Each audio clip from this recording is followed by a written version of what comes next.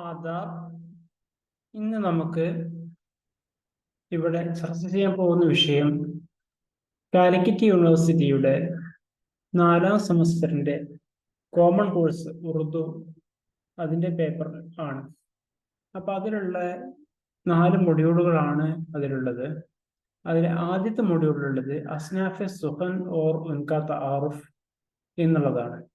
അപ്പൊ അതിൽ തന്നെ നമുക്ക് വരുന്നത് നസ്മ, ഗസൽ, ഖസീദ, മസ്നവി, മർസിയ, റുബായി ഓർ ഗീത്, ഇത്രയും ഭാഗങ്ങളാണ്. അപ്പൊ ഇത് നോക്കാം നമുക്ക്. അപ്പൊ ഇതിൽ പ്രിസ്ക്രൈബ് ചെയ്തിട്ടുള്ള ഭാഗങ്ങളാണ് ഇപ്പോൾ നമ്മൾ ഡിസ്കസ് ചെയ്യാൻ പോകുന്നത്. ഷായരി ഓർ അസ്നാഫ് ഷായരി, യാനി ഷായരിക്ക് അസ്നാഫ്. അപ്പോ इंसान अपने जज्बात, ख्यालात, एहसासात, तसव्वुरात, तजुर्बात वगैरह तखय्युल के साथ रोजमर्रा से उम्दा जबान में तहरीरी शक्ल में पेश करने को अदब कहते हैं. അപ്പോൾ ഇവിടെ പരീക്ഷയ്ക്ക് ചോദിച്ചേക്കാം, അദബ് കിസെ कहते हैं. അദബ് സാഹിത്യം എന്ന് പറയുന്നത്. അപ്പോ किसे कहते हैं, उसकी तारीफ बयान कीजिए या पेश कीजिए, എന്തെങ്കിലും തന്നേക്കാം. उसका तारुफ कीजिए, എന്തെങ്കിലും തന്നേക്കാം. इंसान अपने जज्बात, ख्यालात, एहसासात, तसव्वुरात, तजुर्बात वगैरह तखय्युल के साथ रोजमर्रा के से उम्दा जबान में तहरीरी शक्ल में पेश करना. അപ്പൊ ഇതാണ് ഇതിന്റെ ഡെഫിനിഷൻ കൊടുത്തിട്ടുള്ളത്. അപ്പം ഇൻസാൻ, നമ്മൾ മനുഷ്യൻ അല്ലേ. അപ്പൊ ജസ്ബാത്ത് ഇമോഷൻസ് ഉണ്ട്, ഖയാലാത്ത് തോട്ട്സ്, ഇഹ്സാസാത്ത് ഫീലിംഗ്സ്, തസവ്വുറാത്ത് കോൺസെപ്റ്റ്സ്, അതുപോലെ തന്നെ തജറുബാത്ത് എക്സ്പീരിയൻസ് വഗൈറ തഖയ്യുൽ കെ സാത്ത് ഇമാജിനേഷൻ കെ സാത്ത്, ആസ് ഇറ്റ് ഈസ് അല്ല, എന്താണ് സംഭവിച്ചത് അത് അതുപോലെ അവതരിപ്പിക്കുന്നതല്ല അദബ്.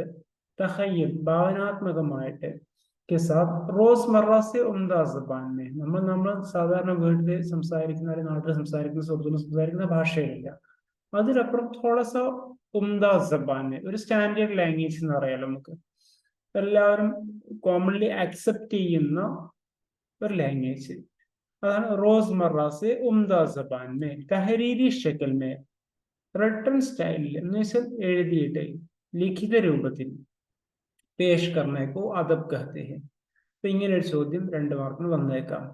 इंसान अपने जज्बात, ख्यालात, एहसासात, तसव्वुरात, तजुर्बात वगैरह रोजमर्रा से उम्दा ज़बान में तहरीरी शक्ल में तख़य्युल के साथ पेश करने का नाम अदब है. अदब की 2 अहम किस्में हैं, जिसे हम नसर और शायरी के नाम से जाने जाते हैं. അതിന്റെ പ്രധാനപ്പെട്ട 2 ഭാഗങ്ങളായിട്ടാണ് നമ്മൾ പ്രോസും പോയട്രിയും അഥവാ നസർ ഓർ ഷായരി जाने जाते हैं. ये अर्थ नौका नसरी अदब के अंदर पाए जाने वाली खुसूसियात और की साख्त और उसकी दीगर खुसूसियात की बुनियाद पर उसे दास्तान, अफसाना, नोवेल, ड्रामा, खाका, इंशाइया, मक्तूब, सफरनामा ഇങ്ങനെയുള്ള പലതും जैसे असनाफ में तकसीम किए गए हैं. അപ്പൊ നമുക്ക് നോക്കാം, ഈ ഒരു നസർ എന്ന് പറഞ്ഞപ്പോൾ അല്ലേ, नसर के अंदर भी प्रोस തന്നെ നമുക്ക് उसके अंदर भी पाई जाने वाली खुसूसियात की बुनियाद पर, അതിനുള്ള ഓരോന്നും അതിനുള്ള വ്യത്യാസങ്ങൾക്കനുസരിച്ച് പ്രത്യേകതകൾക്കനുസരിച്ച് उसे दास्तान, अफसाना, नोवेल, ड्रामा, खाका, इंशाइया, मकतूब, इस तरह जो मुख्तलिफ असनाफ के नाम से हम जाने जाते हैं उसको तकसीम किए गए हैं, जिसे असनाफ नसर या नसरी असनाफ भी कहते हैं. अब नसरी असनाफ कौन कौन से हैं? दास्तान, अफसाना, नोवेल, ड्रामा, खाका, इंशाइया, मकतूब, सफरनामा, इस तरह बहुत सारे हैं. इसी तरह शायरी की भी मुख्तलिफ असनाफ है. शायरी में भी इस तरह उसकी खुसूसियात, उसमें पाई जाने वाली खुसूसियात की बुनियाद पर शायरी को भी मुख्तलिफ असनाफ में तकसीम किया गया है, जिसमें मसनवी, कसीदा, गजल, मरसिया, नज्म, गीत वगैरह अहम है. അപ്പൊ ഇതൊക്കെയാണ് പ്രധാനപ്പെട്ട അസ്നാഫുകൾ, ഷായരിയുടെ അസ്നാഫുകൾ. ഇനി അടുത്ത് നോക്കാം. उर्दू जबान व अदब का आगाज और इर्तिका हिंदुस्तान में ही हुई. ഒരു ഇൻട്രൊഡക്ഷൻ ആണ്. ഉറുദു ജബാൻ का आगाज, उर्दू ഭാഷയുടെ ഉത്ഭവം और इर्तिका डेवलपमेंट हिंदुस्तान में ही हुई, हिंदुस्तान में हुई. लेकिन तरक्की करके आज ये एक बैन अक़वामी जबान की हैसियत हासिल कर चुकी है. ഇന്ത്യയിലുണ്ടായതാണ് ദഹ്ലി और उसके आसपास उर्दू की पैदाइश हुई है. ये जबान दहली और उसके आसपास पैदा होने वाली ये जो उर्दू जबान तरक्की करते करते अब एक बैन अक़वामी मुख्तलिफ जो मुल्कों में बोलचाल की जबान, बातचीत करने वाली जबान, इस्तेमाल में होने वाली जबान की हैसियत हासिल कर चुकी है. ഇതൊരു ഇന്റർനാഷണൽ ലാംഗ്വേജ് ആയി മാറിക്കഴിഞ്ഞു. उर्दू अदब को हासिल मकबूलियत का अंदाजा हमें दुनिया भर में होने वाले मुशायरों, अदबी महफिलों, शाये होने वाले रसाइल, कुतुब, अखबारात, अवामी तरसील के जराए से लगाया जा सकता है. നമുക്ക് ഉറുദു एक बैनुल अक़वामी ज़बान है എന്ന് പറഞ്ഞാൽ പോരാ, നമുക്ക് എങ്ങനെയൊക്കെ ഏതൊക്കെ രൂപത്തിലാണ് നമുക്ക് അതിന്റെ ആ ഒരു കാര്യങ്ങൾ കാണാൻ പറ്റുന്നത്. ഉറുദു അദബ് को हासिल मकबूलियत का अंदाजा, അതിനൊരു സ്വീകാര്യത നമുക്ക് എങ്ങനെ മനസ്സിലാക്കാം. ദുനിയ ഭർ മേ ഹോനെ വാലെ മുഷായറോ, മുഷായറ എന്ന് പറഞ്ഞാല് ഷായർ, കവികള്, അവരുടെ കവിതകള് കേൾപ്പിക്കുന്ന സ്ഥലമാണ് അല്ലെ. അപ്പൊ അവരുടെ കവിതകള് പബ്ലിക്കിന് മുമ്പിൽ അല്ലെങ്കിൽ സദസ്സിന് മുമ്പിൽ അവതരിപ്പിക്കുന്ന സ്ഥലമാണെങ്കിൽ മുഷായറ. അപ്പൊ ഒന്നിലധികം കവികൾ അവിടെ ഹാജരായിരിക്കും, അവരാണ് അവതരിപ്പിക്കുന്നത്. അപ്പൊ അവിടുന്ന് കിട്ടുന്ന വാഹ് വാഹ് എന്നൊക്കെയുള്ള ആശംസകൾ, പ്രശംസകൾ, അതൊക്കെയാണ് ഒരു കവിയെ സംബന്ധിച്ചിടത്തോളം ഏറ്റവും വലിയ അവർക്ക് ആനന്ദം നൽകുന്ന സംഗതികൾ. അപ്പൊ ഇസി തര അദബി മഹ്ഫിൽ, ലിറ്റററി സാഹിത്യ സദസ്സുകൾ, അതുപോലെ തന്നെ ഷായ ഹോനെ വാലെ റസായിൽ, റിസാല ജമ റസായിൽ, കുതുബ് കിതാബ് ജമ കുതുബ്, അഖ്ബാറാത്ത്, അവാമി തർസീൽ के जराए, വ്യത്യസ്ത മീഡിയകൾ. അപ്പോ ഇൻ സബ് के जरिए हम लोग लगाया जा सकता है. അപ്പൊ ലോകത്തിന്റെ വ്യത്യസ്ത ഭാഗങ്ങളിൽ നിന്നായിട്ട് എന്താണ് വ്യത്യസ്ത ഭാഗങ്ങളുണ്ട്, മുഷായറകൾ സംഘടിപ്പിക്കാറുണ്ട്, ഗസൽ പ്രോഗ്രാമുകൾ ഉണ്ടാവാറുണ്ട്, വ്യത്യസ്ത സാഹിത്യ സദസ്സുകൾ ഉണ്ടാവാറുണ്ട്. അതുപോലെ വ്യത്യസ്ത ഭാഗങ്ങളായിട്ട് മാഗസിനുകള്, റിസാലകള്, വാരികകള്, മാസികകള് ഒക്കെ പ്രസിദ്ധീകരിക്കാറുണ്ട്, അഖ്ബാറുകളുണ്ട്. अब इन सब से हम लोग अंदाजा लगा सकते हैं कि उर्दू को पढ़ने, लिखने, समझने, बोलने वाले लोग दुनिया भर फैल चुके हैं मुख्तलिफ जगहों पर. उसके उर्दू की शायद और मकबूलियत का अंदाजा हम लोग वहाँ से शाये होने वाले अखबारों, अदबी महफिलों वगैरह से हम लोग लगा सकते हैं. उर्दू अदब ने हिंदुस्तान में एक मुश्तरका कल्चर कायम करने और फरोग देने में अहम रोल निभाए हैं. इसी तरह उर्दू जबान ने भी, उर्दू अदब ने भी, उर्दू जबान की तरह उर्दू अदब ने भी हिंदुस्तान में एक मुश्तरका कल्चर, एक कॉम्पोसिट कल्चർ, एक മിക്സഡ് കൾച്ചർ എന്ന് വെച്ചാൽ നമ്മള് ഇവിടെ എന്താണ് ഈ ഒരു ഉറുദു സാഹിത്യത്തിൽ നമുക്ക് വ്യത്യസ്ത സംസ്കാരങ്ങളെ ഒരു മിശ്രണം നമുക്ക് കാണാൻ പറ്റും. ഹിന്ദു, മുസ്ലിം തുടങ്ങിയുള്ള പല മതങ്ങളുടെയും പല വിഭാഗങ്ങളുടെയും ഒക്കെ കൾച്ചറുകളെ ഉൾക്കൊള്ളുന്നതാണ് ഉറുദു സാഹിത്യവും. और उसको फरोग देने में, उसको डेवलप करने में अहम रोल निभाए हैं. आवाम से जुड़े हुए तमाम मसाइल को पेश करने में, पूरे हिंदुस्तान में एक राबिता कायम करने में उर्दू ने एक अहम या निहायत रोल अदा किए है. അതുപോലെ തന്നെ അവാം സെ ജുഡെ ഹുയെ തമാം മസായിൽ, പബ്ലിക്കിന്റെ വിഷയങ്ങൾ, സാധാരണക്കാരുടെ വിഷയങ്ങൾ ഏറ്റെടുക്കുന്നതിലും ഒരു ഹിന്ദുസ്ഥാൻ में एक റാബിത കായം करने, അതുപോലെ തന്നെ ഇന്ത്യയിൽ മുതൽ ലിംഗോ ഫ്രാങ്ക എന്നുള്ള രൂപത്തിലും, അതായത് എല്ലാ സ്ഥലങ്ങളെ കണക്ട് ചെയ്യുന്ന ഒരു കണക്ടിങ് ലാംഗ്വേജ് എന്നുള്ള രൂപത്തിലും ഉറുദുവിനെ ഏക് അഹം റോൾ നിഭായെ ഹെ, അദാ കിയാ ഹെ. നമുക്കറിയാം, കേരളത്തിന്റെ പുറത്ത് പോയാൽ നമുക്ക് ആളുകളുമായിട്ട് സംസാരിക്കണമെന്നുണ്ടെങ്കിൽ അവിടെ ഉറുദു വേണം. പക്ഷെ നമ്മൾ ഇംഗ്ലീഷ് സംസാരിച്ചുകൊണ്ട് മാത്രം കാര്യങ്ങൾ നമുക്ക് നടപ്പിലാക്കാൻ സാധിക്കൂല, ആളുകളിലേക്ക് എത്തൂല. അപ്പോ അവിടെ നല്ല സഹായകമാണിത് ഉറുദു ഭാഷ എന്നുള്ളത്. एक अहम रोल अदा किया है। हिंदुस्तान की आज़ादी की लड़ाई में सबसे ज्यादा अंग्रेजों के खिलाफ लोगों को मुत्तहिद करने में और कामयाबी पाने में उर्दू ज़बान और अदब का इस्तेमाल किया गया है എന്നും മുന്നേയും അഥവാ ഇന്ത്യൻ സ്വാതന്ത്ര്യ സമരത്തിന്റെ ഭാഗമായിട്ടും उर्दू जबान ने एक अहम रोल निभाए, ഒരു കാര്യമായ റോൾ തന്നെ വഹിച്ചിട്ടുണ്ട്. यानी उस वक्त अंग्रेजों के खिलाफ जंग लड़ने के लिए लोगों को जमा करने के लिए और जमा करके तो लोगों को जो तकरीर उर्दू ज़बान में ही दी जाती थी और अखबारों में अंग्रेज़ों के खिलाफ उर्दू में खुलकर लिखते थे, इस तरह लोगों को इकट्ठा करते थे। इस तरह अंग्रेज़ों के खिलाफ अंग्रेज़ों से हमने आज़ादी हासिल की। इसमें भी उर्दू ने एक अहम रोल निभाए है। आज़ादी के बाद पेश आने वाली तक़सीम हिंद ने उर्दू के नामवर शोरा व उदबा को हिंदुस्तान और पाकिस्तान में होकर बांट दिए। പക്ഷേ എന്ത് ചെയ്യാ, ഇന്ത്യയുടെ വിഭജന ശേഷം സ്വാതന്ത്ര്യം ലഭിച്ചു, ഒപ്പം തന്നെ വിഭജനം ഉണ്ടായി. അപ്പൊ ഈ വിഭജനത്തിന് ശേഷം ഇന്ത്യയിലുള്ള ഉറുദു എഴുത്തുകാർ മുഴുവൻ രണ്ട് ഭാഗത്തായി മാറുന്നതിനാല് ഇന്ത്യക്കാരും പാകിസ്ഥാൻകാരായി മാറുന്ന രണ്ട് ഭാഗത്തും, അതിന് ഇവിടെ ഉണ്ടായിരുന്ന ഒറ്റ സാഹിത്യ ഒരു ഗ്രൂപ്പ് അതിന്റെ രണ്ടായി വിഭജിക്കപ്പെട്ടു. यानी हिंदुस्तान और पाकिस्तान में होकर बांट दिए गए। फिर भी उर्दू अदब की मकबूलियत में कुछ ज्यादा कमी नहीं आई। ആ സമയത്ത് വേറെ പ്രശ്നങ്ങളും കാര്യങ്ങളും ഒക്കെ ഉണ്ടായി രണ്ട് ഭാഗത്തായിട്ട്. അപ്പൊ അതുകൊണ്ട് കുറെ നഷ്ടങ്ങൾ ഉണ്ടായെങ്കിലും ഉസ്കി മഖ്ബൂലിയത്തിൽ സ്വീകാര്യതയിൽ വലിയ കുറച്ചൊന്നും ഉണ്ടായിട്ടില്ല.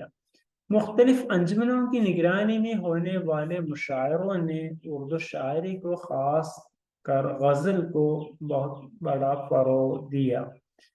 അപ്പോ പിൽക്കാലത്ത് വിഭജനത്തിന് ശേഷം മുഖ്തലിഫ് അഞ്ചുമനോക്കി നിഗ്രാനിമേ വ്യത്യസ്ത സംഘടനകളുടെ കീഴിലായിട്ടും അതുപോലെ തന്നെ നിഗ്രാനിമേ ഹോനെ വാലെ മുഷായറോं में അതുപോലെ തന്നെ उर्दू शायरी को इस तरह मुख्तलिफ अंजुमनों ने उर्दू शायरी को अदब को फरोग देने का काम किया गया.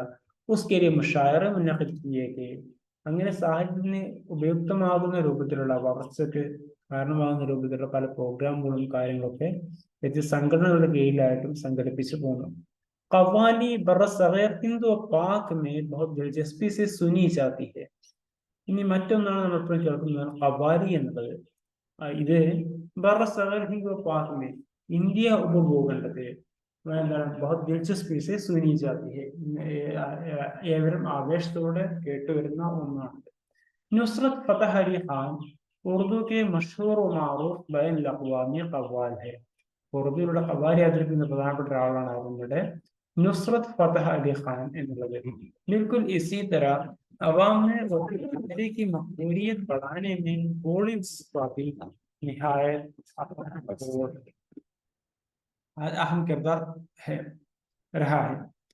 इसी तरह उर्दू शायरी को मकबूलियत बढ़ाने में एक तरफ मजहबी जो अदब है वो भी है और उसके साथ साथ बॉलीवुड यानी सिनेमा के मैदान में भी उसने भी उर्दू को मकबूल आम बनाने में अहम रोल या अहम किरदार निभाए हैं.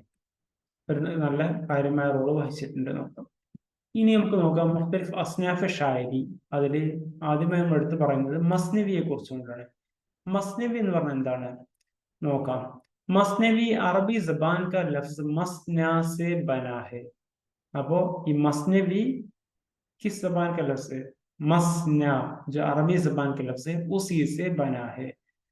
ये ऐसी तवील नज्म को कहते हैं जिसमें कोई किस्सा या कोई वाकया तसलसल के साथ तफसील से बयान किया गया हो. അപ്പൊ ഇതിലെന്താണ്ടാവുക? अब इधर ये मसनवी में एक तवील नज्म को कहते हैं. मसनवी एक तवील नज्म होती है. ഇതൊരു വലിയൊരു നസ്മ ആയിരിക്കും. उसमें कोई किस्सा ഏതെങ്കിലും ഒരു കഥ അതെന്ത് ചെയ്യുക, कोई वाकया സംഭവങ്ങള് തസൽസുൽ കെ സാത്ത് കണ്ടിന്യൂറ്റി കെ സാത്ത് തുടർച്ചയായിട്ട് അതെന്ത് ചെയ്യും, അവതരിപ്പിക്കുന്നതാണ്. തഫ്സീൽ കെ സാത്ത് ബയാൻ കിയാ ഗയാ ഹോ, തുടർച്ചയായിട്ട് അതിനെ ഡീറ്റെയിൽ ആയിട്ട് അവതരിപ്പിക്കുന്നതിന്റെ പേരാണത് മസ്നവി. यानी मसनवी एक ऐसे तवील नज्म है जिसमें कोई किस्सा या कोई वाकया तसलसल के साथ तफसील से पेश किया जाता है. इसमें എന്തൊക്കെ ആവാം ഇതിലുള്ള സംഭവങ്ങൾ, അല്ലെങ്കിൽ इसके मौजूद क्या क्या हो सकते हैं. इसमें रज्म व बज्म, സഭകളാകാം, യുദ്ധങ്ങളാവാം. ബസ്മ് എന്ന് പറഞ്ഞാൽ മഹഫിലുകൾ, സദസ്സുകളിലെ. റസ്മ് യുദ്ധങ്ങളാവാം. പിന്നെ അഖ്ലാഖ് വ ഫൽസഫ, മോറൽ ആയിട്ടുള്ള അഖ്ലാഖ്, മോറൽ. ഫൽസഫ മീൻസ് ഫിലോസഫിക്കൽ ആവാം, മോറൽ ആവാം. താരീഖ് മസ്ഹബ്, हिस्ट्री आवाम, और मजहब मधम आवाम. हर तरह के मजमून अदा करने की गुंजाइश है. इस मसनवी में तमाम तरह के जो मौजू आप पेश कर सकते हैं. इन्हें विषय पाड़लो എന്നൊന്നുമില്ല. ഇഷ്കിയ ഖിസ്സ മസ്നവിക്ക് ഖാസ് മൗസൂ രഹേ ഹെ. എന്നിരുന്നാലും ഇഷ്കിയ ഖിസ്സ, ഇങ്ങനെയുള്ള പ്രണയ കഥകൾ മസ്നവിയുടെ ഒരു ഇഷ്ട വിഷയമായിട്ടുണ്ട്, അല്ലെങ്കിൽ ഒരു പ്രധാനപ്പെട്ട വിഷയമായിരുന്നു. वाकया निगारी मसनवी की सबसे अहम खसूसियत है. അപ്പോൾ വാഖിയ നിഗാരി, വാഖിയ को पेश करना എന്നുള്ളത് മസ്നവിക്ക് एक अहम खसूसियत है. മസ്നവിയുടെ ഒരു അഹം ഖുസൂസിയത്താണ്, ഒരു പ്രത്യേകതയാണ് എന്ത്, ഒരു സംഭവങ്ങളെ ഡീറ്റെയിൽ ആയിട്ട് അവതരിപ്പിക്കുക എന്നുള്ളത്. ये फितरी भी हो सकते हैं और फौकल फितरी भी. അപ്പൊ ഇത് സംഭവിച്ചത് ഫിത്രി, फौकल फितरी मीन्स आम तौर पर यहाँ पर होने वाले, या फिर गैर फितरी या फौकल फितरी, सुपर नेचुरल और natural. It may be natural और सुपर नेचुरल. സൂപ്പർ നാച്ചുറൽ എന്ന് പറഞ്ഞാൽ അമാനുഷികമായിട്ടുള്ള സംഭവങ്ങളാവാം, മാനുഷികമായിട്ട് ഇവിടെ സംഭവിച്ചുകൊണ്ടിരിക്കുന്ന സംഭവങ്ങളാവാം, അഥവാ മനുഷ്യന്റെ ബുദ്ധിക്ക് യോജിക്കുന്നതാവാം, യോജിക്കാത്തതാവാം. എന്ത് വിഷയങ്ങളായാലും मसनवी में पेश किया जा सकता है. इससे ये बात साफ वाज़िह हो जाती है कि मसनवी का दायरा बहुत वसी है. അതുകൊണ്ട് തന്നെ നമുക്ക് മനസ്സിലാക്കാൻ എന്താണ്, മസ്നവി का दायरा, അതിന്റെ സർക്കിൾ, मसनवी एक बहुत वसीम उसका मैदान है. मसनवी में अशार की तादाद की कोई पाबंदी नहीं है. एक मसनवी, उसमें इतना अशार ही चाहिए, इतने अशार ही हो सकता है, इस तरह की कोई पाबंदी नहीं है. ഒരു മസ്നവിയിൽ എത്ര അഷാറുകളെ ഉണ്ടാവാൻ പാടുള്ളൂ എന്നില്ല. ഒരു ഷീർ എന്ന് പറഞ്ഞാൽ എത്ര വരിയാണ്, ദോ മിസ്ര മിൽക്കർ ഏക് ഷീർ ബനത്തെ ഹെ. അഥവാ ഒരു ഈരടി കൂടിയതാണത്. ഈരടിയാണ് രണ്ട് ലൈൻസ് കൂടിയതാണ് എന്ത്, ഒരു ഷീർ എന്നുള്ളത്. कुछ मसनवियां तो कई हजार अशार पर मुश्तमिल है. ചില മസ്നവികളാണെങ്കിൽ ആയിരക്കണക്കിന് ലൈൻസുകൾ ഉണ്ടാകും. ഷേർ ജമാ അഷാർ. മസ്നവി के हर शेर के दोनों मिसरे हम काफिया होते हैं. ഇതാണ് മസ്നവിയുടെ മറ്റൊരു പ്രത്യേകത. എന്താണ്, उसके हर शेर के दोनों मिसरे, ഓരോ ഷീറിലും ദോ മിസ്ര നമ്മൾ പറഞ്ഞല്ലോ. അപ്പൊ അതിന്റെ ഓരോ മിസ്രയിലും ഈ രണ്ട് മിസ്രകൾ തമ്മിൽ എങ്ങനെയായിരിക്കും, ഹം കാഫിയ ഹോത്തെ ഹെ. അത് തമ്മിൽ ഒരേ കാഫിയുള്ള, ഒരേ റൈമിംഗ് വേർഡ്സിലായിരിക്കും അവസാനിക്കുന്നത്, ഒരേ റൈമിംഗ് വേർഡ്സ് ഉള്ളതായിരിക്കും. സാരി മസ്നവി ഏക് ഹി ബഹർ മേ ഹോത്തി ഹെ. ഒരേ പ്രാസത്തിലായിരിക്കും ആ മസ്നവി കംപ്ലീറ്റ് എഴുതിയിട്ടുണ്ടാവുക. ഈ ഷായരിക്ക് സബ്സെ ഖദീം സിൻഫ് മാനാ ജാതാ ഹെ. അപ്പൊ ഇവിടെ ചോദിച്ചേക്ക് മറ്റൊന്ന്, ഷായരിക്ക് जो सबसे ഖദീം സിൻഫ് कौन सा है, മസ്നവിയാണ് ഉത്തരം. അപ്പോ ഇനി ഞാൻ ഇവിടെ ഈ കാര്യങ്ങൾ പറഞ്ഞു. അപ്പൊ നമുക്ക് ഒരു കാര്യം കൂടി ഇതിനിടയിൽ ജസ്റ്റ് ഒന്ന് നോക്കാം. ഞാനിവിടെ പറഞ്ഞെന്താണ്, മസ്നവി, ഈ മസ്നവിയില് उसके हर शेर के दोनों मिसरे हम काफिया होते हैं എന്ന് പറഞ്ഞു. അപ്പോ എന്താണ് ഈ ഹം കാഫിയ എന്നുള്ളത്? ഈ ഓരോ ഷീറും എന്തായിരിക്കും, അതിന്റെ രണ്ട് മിസ്രകളും ഒരേ കാഫി ഉള്ളതായിരിക്കണമല്ലോ. നമുക്ക് ഇവിടെ നോക്കാം.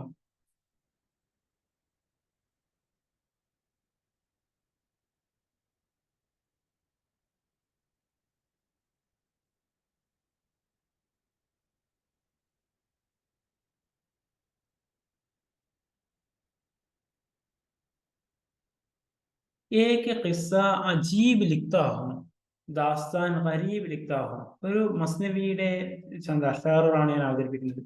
ताज़ा इस तरह की हिकायत है सुनने वालों को जिससे हैरत है. അപ്പൊ നമുക്ക് നോക്കാം. ഒരു മിശ്ര എന്ന് പറഞ്ഞാൽ എത്രയേ ഉള്ളൂ? ഏക് ഖിസ്സ അജീബ് ലിഖ്താഹും ഒരു മിശ്രയാണ്. അടുത്ത മിശ്രയാണ് എന്ത്? ദാസ്താൻ ഗരീബ് ലിഖ്താഹും. അപ്പൊ ഇതിൽ നമുക്ക് നോക്കാം. അജീബ് ലിഖ്താഹും ഗരീബ് ലിഖ്താഹും എന്താ അതിലുള്ളത്? ലിഖ്താഹും ലിഖ്താഹും ഒരേ പ്രാസത്തിൽ അവസാനിക്കുന്നതാണ് അല്ലേ? ഇതിനെയാണ് എന്ത് പറയാ? കാഫിയ എന്ന് പറയാം. ഒരേ പ്രാസത്തിലുള്ളത്. ഇപ്പൊ ലിഖ്താഹും ലിഖ്താഹും നമുക്ക് റദീഫ് എന്ന് വേണമെങ്കിലും പറയാം. പക്ഷെ ഗരീബ് അജീബ് എന്നൊരു കൂട്ടുമ്പോൾ നമുക്ക് എന്തായി മാറിയത്? കാഫിയായി മാറി. ഗസലിനും ചെറിയ വ്യത്യാസമുണ്ട്. എന്തില്? കസീദയിലും മറ്റും മസ്നവിയിലും മറ്റും. മസ്നവിയില് റദീഫ് വേണം എന്നില്ല, റിപ്പീറ്റ് ചെയ്യുന്ന വേർഡ്സ് വേണം എന്നില്ല. അതേ സമയത്ത് റൈമിംഗ് വേർഡ് എല്ലാ ഷീറിലെയും രണ്ട് മിശ്രകൾ തമ്മിൽ വേണമെന്നില്ല. അത് കാണിക്കാനാണ് ഞാൻ കാണിച്ചവിടെ. ഏക ഖിസ്സ അജീബ് ലിഖ്താഹും, ഇവിടെ അജീബ് ലിഖ്താഹും എന്നുള്ളത്, ദാസ്താൻ ഗരീബ് ലിഖ്താഹും എന്നുള്ളത് ഏകദേശം ഒരേ റൈമിംഗ് വേർഡ് വരുന്നതാണ്. താസ അടുത്ത് നോക്കാം. താസ ഇസ് തരഹ കി ഹികായത്ത് ഹൈ സുनने वालों को जिससे हैरत है. हिकायत है, हैरत है. അടുത്ത് നോക്കാം. ജിസ് മുഹല്ലെ में था हमारा घर वही रहता था एक सौदागर. അപ്പൊ നോക്കാം ഇവിടെ ഹമാര ഘർ സൗദാഗർ റൈമിംഗ് വേർഡ്സ് ആണ്. തൊട്ട് മുമ്പുള്ള ഷീറുമായിട്ട് കണക്ഷൻ വേണം. ഇങ്ങനെ ആശയപരമായിട്ട് വേർഡ്സിലുള്ള ഈ കാഫിയ സംബന്ധമായിട്ടുള്ള കണക്ഷൻസ് വേണമെന്ന് നിർബന്ധമില്ല. അപ്പൊ ഇതുകൊണ്ടാണ് ഇവിടെ പറഞ്ഞത് ദോ ദോ കിയാ ഗയ, അഥവാ ഒരു മിശ്ര ഇത്. അപ്പൊ ഇത് രണ്ടും കിയാ ഗയ, അങ്ങനെയുള്ള ഒരു ഓർഡറിലാണ് എന്ത് ചെയ്തിട്ടുള്ളത്? മസ്നവിയെ അറേഞ്ച് ചെയ്തിട്ടുള്ളത്. അടുത്ത് നോക്കാം. മർദ് അഷ്റാഫ് സാഹിബ് ദൗലത്ത് താജിറോं में कमाल जी इज्जत दौलत इज्जत गम न था कुछ फराग बाली से था बहुत खानदान ബാലി സെ ആലി സെ. അപ്പൊ ഇങ്ങനെ പോകുന്നതാണ് മസ്നവി. അതുകൊണ്ടാണ് ഇതിനെ ദോ ദോ കിയാ ഗയ എന്ന് പറയുന്നത്. അപ്പോ ഇനി നമുക്ക് നമ്മൾ നേരത്തേക്ക് തന്നെ തിരിച്ചു പോകാം.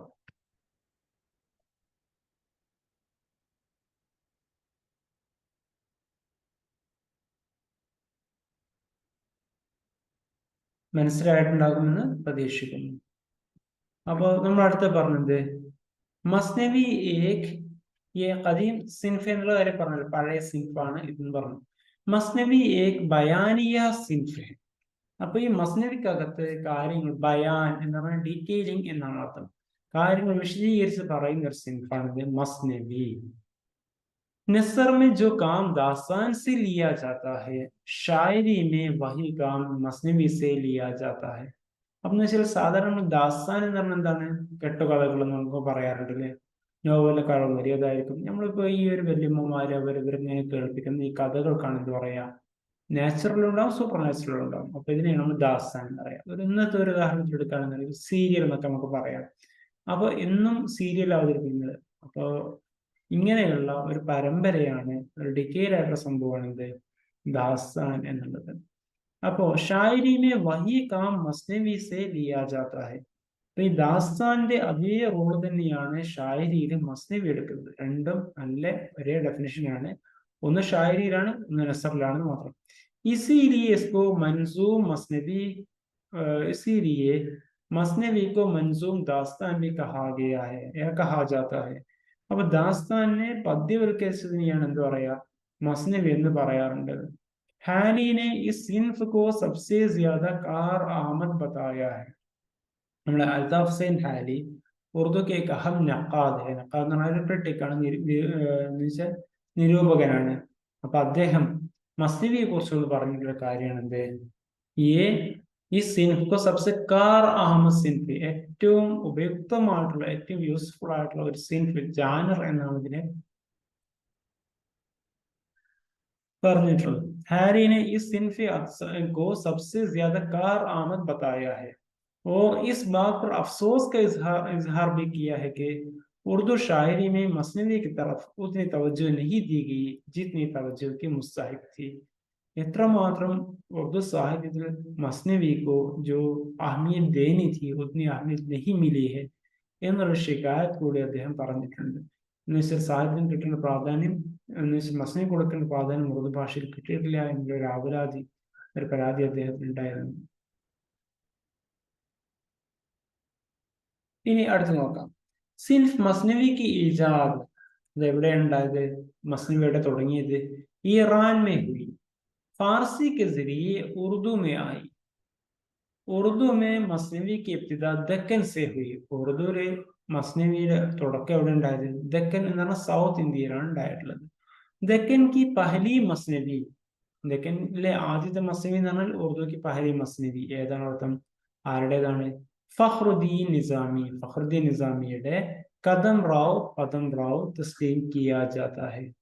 കദം റാവ് ഇത് രണ്ടും ഈ ഒരു മസ്നവിയിലെ പ്രധാനപ്പെട്ട രണ്ട് കഥാപാത്രങ്ങളാണ്.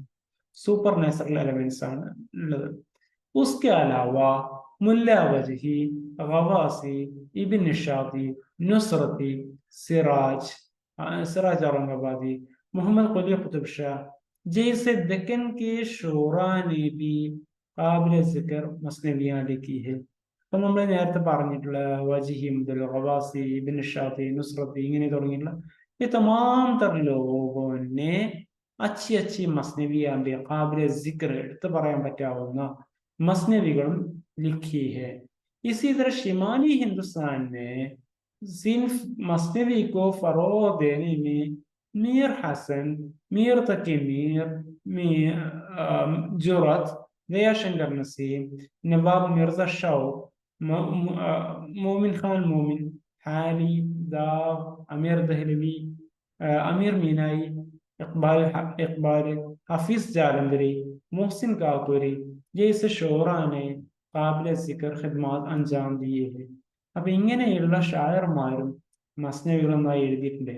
ഉദാഹരണമായിട്ടാണിത് മീർ ഹസൻ സിഹറുൽ ബയാന്, മീർ തക്കി മീറിന് മസ്നവിന്റെ ജുറത്ത്, ദയാശങ്കർ നസീം ഇതാണെന്ത് ഗുൽസാർ നസീം, നവാബ് മിർസ ഷൗക്ക് അദ്ദേഹത്തിന് ഇതാണെന്ത് സഹറ ഇഷ്ക്, മോമിൻ ഖാൻ മോമിനുണ്ട്, ഹാലിയുടെ ഉണ്ട്, അങ്ങനെ ദാവ്, അമീർ മിനായി, ഇക്ബാല്, ഹഫീസ് ജാലന്ദരി, मोहसिन काकोरी, इस तरह बहुत सारे जो मसनवी के शोरा भी रहे हैं. मतलब इन लोगों ने मसनवियां भी लिखी है. ഇവരൊക്കെ മസ്നവി കൂടി എഴുതിയിട്ടുണ്ടെന്ന് അർത്ഥം. उर्दू मसनवी निगारी की तारीख में सबसे मकबूलियत मीर हसन दहलवी की मसनवी सिहറുൽ ബയാൻ को हासिल हुई. അപ്പൊ ഏറ്റവും പ്രാധാന്യം, ഏറ്റവും ഇമ്പോർട്ടൻസ് ആയിട്ടുള്ള ഒരു ഇതാണിത്, ഈ ഒരു ചോദ്യം ഇത്. അപ്പൊ ഉറുദുവിലെ मीर हसന്റെ മസ്നവി സിഹറുൽ ബയാൻ उसको सबसे ज्यादा मकबूलियत मिली है, അതിനാണ് ഏറ്റവും കൂടുതൽ സ്വീകാര്യത കിട്ടിയിട്ടുള്ള മസ്നവി.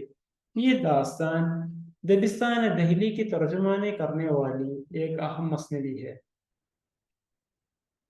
അത് നമ്മളെ Delhi school of thought, Delhi ദബിസ്ഥാന ദഹലി എന്ന് പറയും, അതിന്റെ ഒരു ശരിക്കും ഒരു പരിച്ഛേദമാണ് ഈ ഒരു മസ്നവി എന്നുള്ളത്. അതിന്റെ പ്രത്യേകതകളൊക്കെ അടങ്ങിയിട്ടുള്ള ഒന്നാണെന്ത് ഈ ഒരു സിഹറുൽ ബയാൻ എന്നുള്ളത്. उसके बाद അപ്പോൾ മസ്നവി സിഹറുൽ ബയാൻ के बाद सबसे ज्यादा मकबूलियत दयाशंकर नसीम की, पंडित दयाशंकर नसीम की मसनवी गुलजार नसीम का मुकाम आता है. അതിനുശേഷമാണ് ഗുൽസാർ നസീമിന് സ്ഥാനം ലഭിക്കുന്നത്. അസൽ മേ യേ ഗുലെ ബക്കൗലി കാ ഖിസ്സ ഹൈ. ഇതെന്താണ്? ഗുലെ ബക്കൗലി ഒരു കഥയാണ്, ബക്കൗലിയുടെ പൂവ് എന്ന് പറയാം. അപ്പൊ ആ ഒരു ഖിസ്സ उसकी बुनियाद पर ये तैयार किया गया है. ये गुल बकौली का किस्सा है. ये दबिस्तान दही लखनऊ की नुमाइंदगी करने वाली एक उम्दा मसनवी है. അതേസമയം നമ്മൾ നേരത്തെ സിഹറുൽ ബയാന്റെ കാര്യം ഡൽഹി സ്കൂളിലാണ് ഉൾപ്പെടുത്തിയതെങ്കിൽ ലഖ്നൗ സ്കൂളിൽ ഉൾപ്പെടുത്താൻ പറ്റുന്ന ഒരു അഹം മസ്നവിയാണിത് ഗുൽസാർ നസീം എന്നുള്ളത്. നവാബ് മിർസ ഷൗക്ക് की മസ്നവി സഹറ ഇഷ്ക്. നവാബ് मिर्जा शौक अयालडे और एक अहम मसनवी है जिसका नाम है जहर इश्क. उसको भी उर्दू की एक अहम मसनवियों में शुमार किया जाता है. इसी तरह अल्लामा इकबाल की मसनवी साक़ी नामा, हाफिज जालंधरी की शाहनामे इस्लाम, मुल्ला वजही की कुतुब मुश्तरी, इब्न निशाती की फूल पेन वगैरह भी उम्दा मसनवियां है. ഇതൊക്കെ ഉറുദുവിലെ പ്രധാനപ്പെട്ട മസ്നവികളിലെ കുറച്ച് പേരുകൾ മാത്രമാണ്. ഓക്കെ, ശുക്രിയ.